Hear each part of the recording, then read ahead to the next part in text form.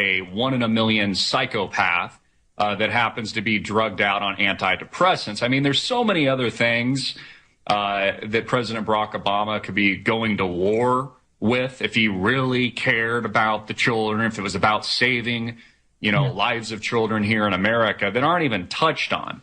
Of course, there's been a lot of talk about, the violence in movies and video games. I don't think that those are the causes, but what it shows me is it provides me the evidence that this is a politically motivated event, always has been. It's being politicized. The gun grab was in motion from the very day this guy took office. And it's not just President Barack Obama making the push. It's the special interest groups, the corporatists, the people that have put him in a position of power, in my opinion, to push for these types of policies. And, it's scary. It's terrifying for a lot of people. We see the DHS. They bought over 2 billion rounds of ammunition over the past few months. There was another report out today.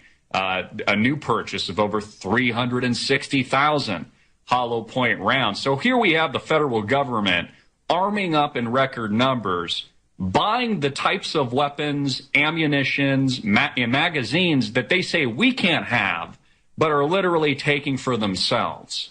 And I want to dig in. We're approaching our first commercial break here in a minute or two. But why don't you touch a little bit about that? I mean, how concerned are you about the gun grab? And, how close do you perceive the United States and the good people of America being, to the point where we could literally have people showing up at our doors, at our front doorstep, which I've already seen reports out of this happening? Anything happening locally in Nevada?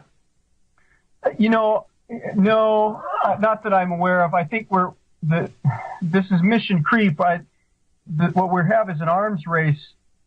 The government appears to be wanting to corner the market in munitions. They know they can't get the guns, but they can take the bullets, or they can buy up the bullets. They can buy out the market so that it makes it harder for people to arm themselves as they suppress the economy.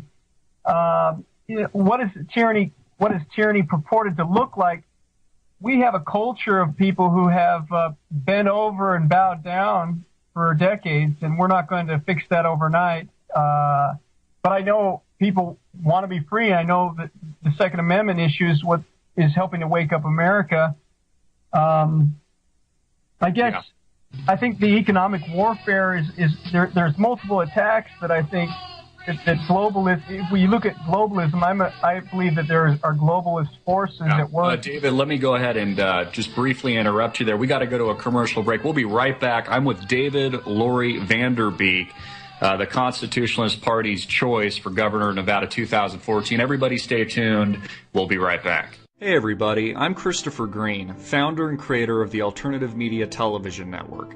Please check out our new sponsor, SeedsNow.com. Whether you're concerned about the economy, food shortages, rising food prices, or just looking to live an organic, self-sustainable lifestyle, investing in your own seed bank is the smartest investment you can make. At SeedsNow.com, we've put together the most comprehensive collection of high-quality, non-hybrid, and non-genetically modified seeds.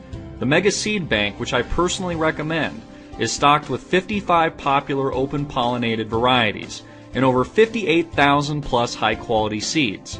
All fresh, all natural, all non-hybrid. Remember, the government won't save you. Only you can save yourself. Check them out today at SeedsNow.com. Enter promo code GREEN with an E10 for a 10% discount. Again, that's SeedsNow.com, promo code GREEN with an E10.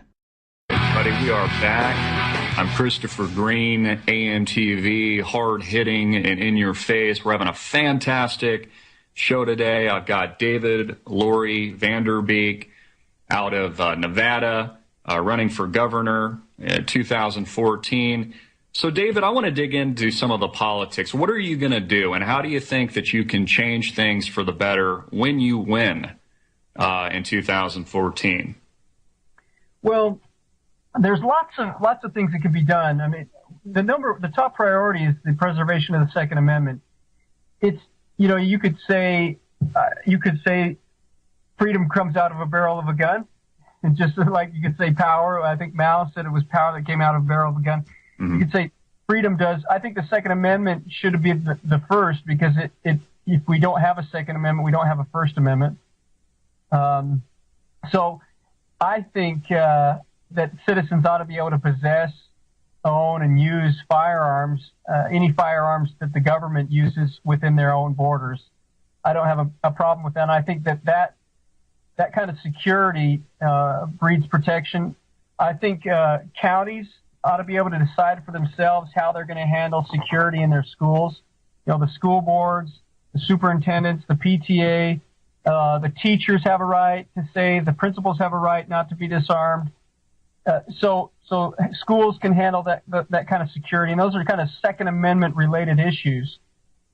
We need to encourage, and that can promote the effect of locally and at the county level, the state level. We can nullify legislation. I think the future of politics is nullification at the city, town, and county level, not even the state level. I think it's going to go even down further. Mm-hmm. So we'll see communities have more autonomy because of the power of the internet, and the transfer of information is so immediate.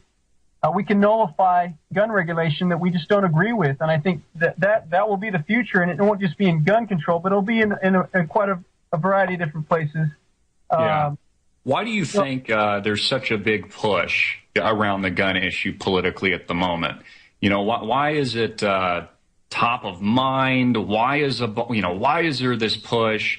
I was watching a video which I thought was really tacky, put out by comedian Jim Carrey. I don't know if you saw that yesterday. I haven't seen it yet. No.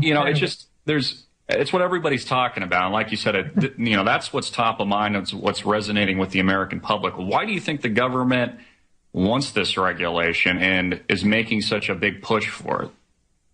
Well, they would use the media, because the media is part of this. We've got this thing that you can call it globalism, you can call it the New World Order, but they want to remove your sovereignty. If you can't fight back as a human being, then you're kind of cattle. My grandparents immigrated to the United States after World War II, and they were Dutch, as indicated by my name. The Dutch didn't have an army when the Nazi German army came and occupied Holland. They didn't have firearms. They used medieval weapons, some of them, to fight, and they were slaughtered. My grandparents lived under the quote-unquote Dutch underground. They lived on things like orange pills and tulip bulbs, and my grandmother weighed 95 pounds at the end of the war when she was pregnant with my uncle. So living like that is a direct consequence of not being able to defend yourself. And, when you remove somebody's ability to defend themselves, then you have power over that person. I think that we have control freaks in our government who would like nothing more than to control us, and we have to be disarmed. And the other thing is we know that they've stolen everything, and so we're going to have an economic collapse of sorts. We don't know exactly what it's going to look like or when it's going to unfold, but we're right on track to have a major downturn, because we're living in a bubble, right?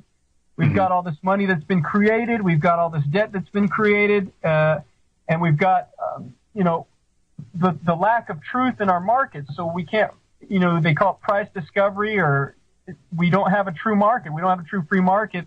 So that's got to swing back and into the realm of reality.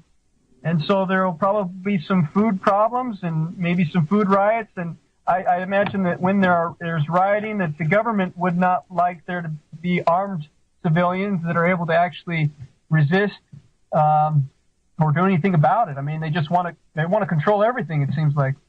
Yeah, and I like the term because it pretty much says all. I mean, these people are control freaks. I mean, that's a really a great descriptive term to give them. And the gun issue to me in the Second Amendment, it really is the last line in the sand, because I mean it's the physical way that we can defend ourselves.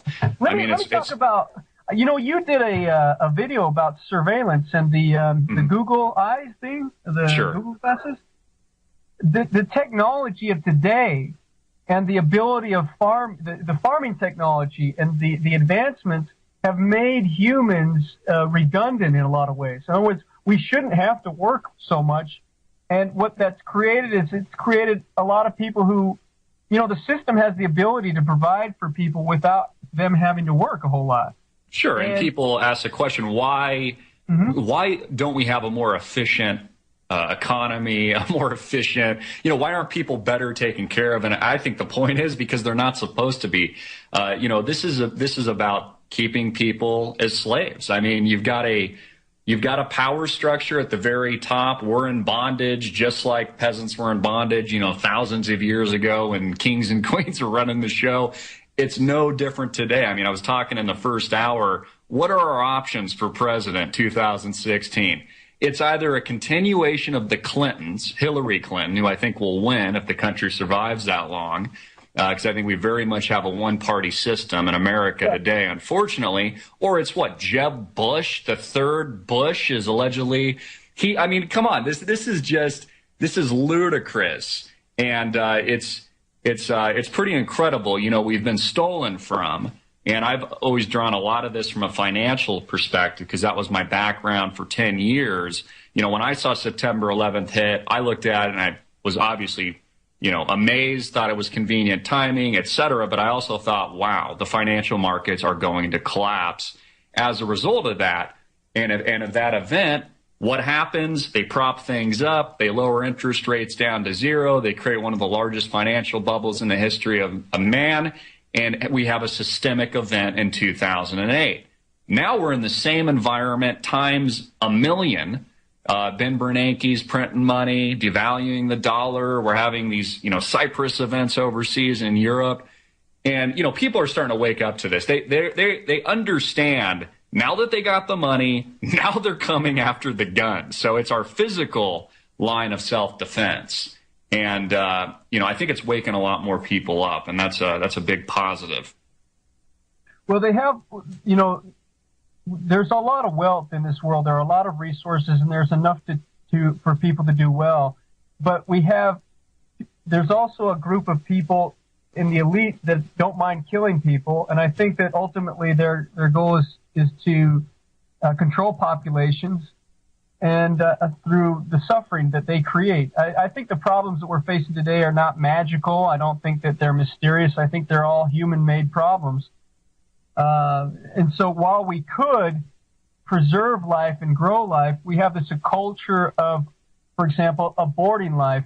And it doesn't surprise me when people live in a surreal world. If men just grow up to play video games, that's a good reason why women wouldn't want to have your children, why they wouldn't want to clone you. You could have, your clones are your children. Those are these new genetic copies of yourself that women will make for you. If you are a real man and you actually go and get the land and you create something and you build something, then you're kind of attractive to them. But if all you do is kind of sit back, then the elite look at you as a useless eater. And so if you get into that twisted mind frame, you can understand the ethos of the elite of this world. They see all the technology, they see all the wealth, and they don't necessarily want to share it, but they definitely don't want to spend it on people that they feel are sitting around doing nothing. Now, I don't believe in killing people. I understand their logic there, but I believe in nurturing people and helping them to grow and helping them to be motivated and wanting to do something with their lives other than watch TV, watch porn on the internet, and play video games. I think we can be so much more as humans, but I don't have, there's this kind of theory, the way I talked about it in university was the babies, and that's elitist mentality where, okay, we send these babies across the minefield. Whoever survives was meant to survive. Whoever dies, they die. That survival of the fittest, it's a twisted, distorted way of thinking. And I think that will prevail. It does prevail in some places of the earth, and I don't want to see that in Nevada. We can't fix the entirety of the United States. I think you look at Detroit, but I can do a lot for Nevada. We can create markets here. Every state has its own constitution, regardless of what happens to the federal government. Your state can have its own state bank. Your state can phase out taxation. One of the things that I talk about are the comprehensive annual financial reports. Your state takes in investment income and enterprise income. State governments, there's county governments, there's local governments.